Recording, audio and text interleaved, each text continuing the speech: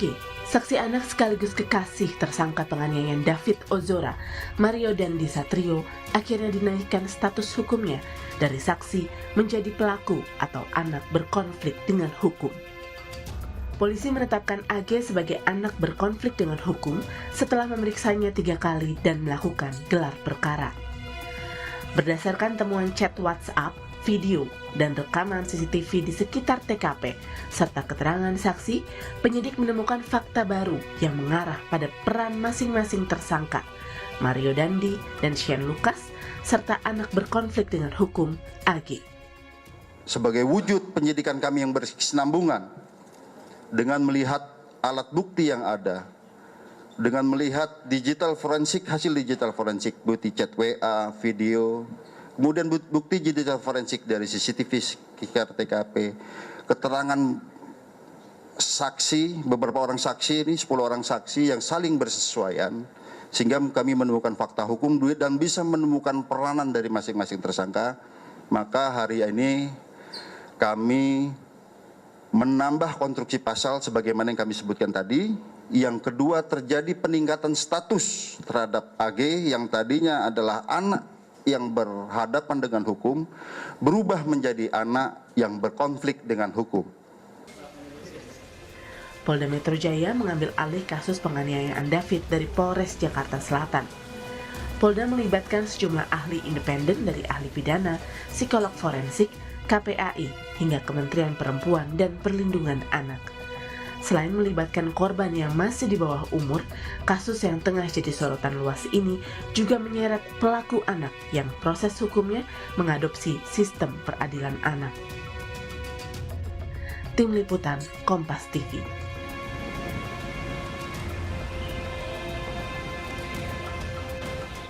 Kita pantau perkembangan penyidikan kasus penganiayaan David Ozora. Sudah ada jurnalis Kompas TV Nanda Aprilia di Mapolda Metro Jaya. Selamat sore Nanda.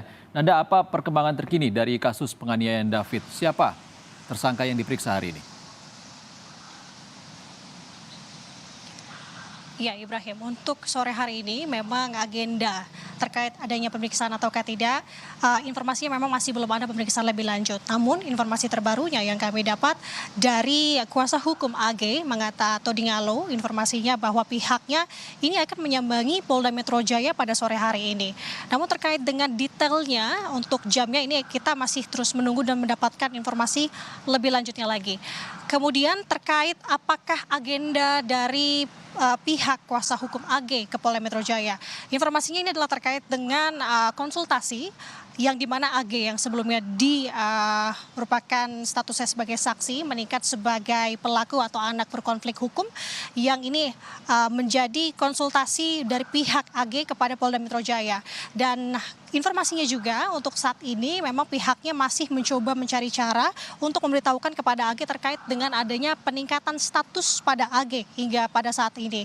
Dan daripada itu AG juga saat ini informasinya didampingi juga oleh psikologi independen. Kemudian kalau kita bisa menelisik Iksan terkait dengan pemeriksaan yang memang sudah dilakukan oleh AG sebanyak 3 kali ini, memang ada beberapa poin yang diperhatikan dari pemeriksaan ini. Yang pertama adanya melihat adanya tekanan atau tidak pada AG, kemudian ada relasi kuasa atau tidak di sini, dan juga melihat kondisi sosial pada AG yang sudah dilakukan oleh tim profesional. Selain juga didampingi oleh KPAI, juga didampingi pula oleh Kementerian PPA, kemudian juga ada P2TP2A Jakarta Selatan yang turut mendampingi AG dalam proses pemeriksaan. Kemudian juga informasi atau poin yang tadi merupakan poin pertama yang disampaikan oleh Polda Metro Jaya terkait dengan update kasus penganiayaan terhadap David Ozora yang dimana anak dari salah satu pengurus GP Ansor. Poin keduanya adalah update terkait pasal yang dijatuhkan untuk tersangka Mario dan juga Shane. Jika sebelumnya untuk tersangka Mario Dandi dan juga Shane ini dijerat pasal 76C Jungto pasal 80 Undang-Undang nomor 35 tahun 2014, namun kemarin dijelaskan bahwa untuk tersangka Shane dan juga Mario Dandi ini ada pasal baru yang dimana pasal ini jauh lebih berat dari sebelumnya. Kalau untuk tersangka Mario Dandi, ini dijerat pasal 355 KUHP ayat 1 subsidiar pasal 35 ayat 1 KUHP.